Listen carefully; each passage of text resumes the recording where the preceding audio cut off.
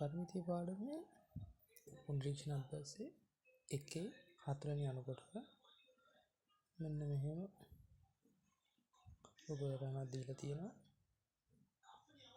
මේක 12 සෙන්ටිමීටර දිගක්, 3 සෙන්ටිමීටර දිගක්, මේක 3 සෙන්ටිමීටර දිගක්, මේක 8 සෙන්ටිමීටර දිගක්.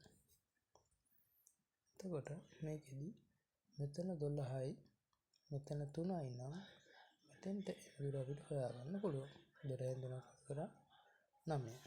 එතකොට මේ 8 සෙන්ටිමීටර තියෙන එකේ මේ 3 සෙන්ටිමීටර අඩු කරාම මෙතෙන්ට එන දුර අපිට හොයාගන්න පුළුවන් 5 සෙන්ටිමීටර.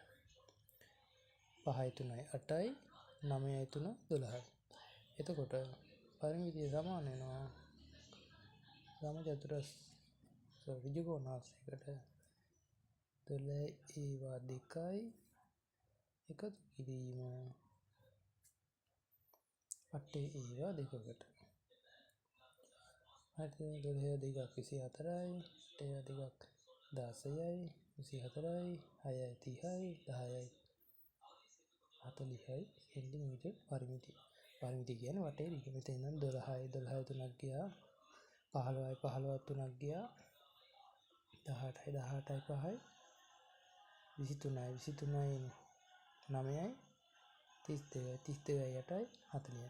මේ සම්පූර්ණ වට ගිහින් ආවම 4 වෙනි අනුප්‍රසර උත්තරේ එනවා 40 සෙන්ටිමීටර.